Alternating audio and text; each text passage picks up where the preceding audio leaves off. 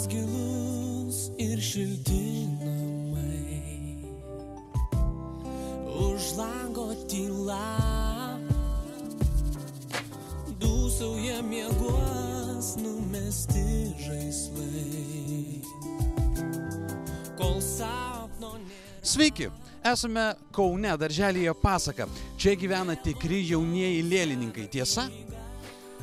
Jie kartu susitiks su Linu Adomaičiu. Pasižiūrėsim, kaip jiems seksis. Pasaką radau, ten šalis stebuklingas aš mačiau, jas dviese su tavim. Kaip pasiūlytum gražiausiai, kaip įmanoma pasveikinti? Labai įdomus būdas, kadangi jūs negalit nieko dar nusipirkti, tai ateini ir padovanoji save, užsiriši kokį didelį kaspiną ant pilvo ir sakai, va mama, žiūrėk, tau dovana.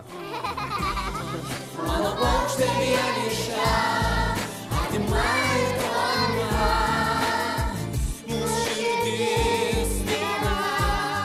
Sukurkime patį gražiausią sveikinimą savo mamytėms.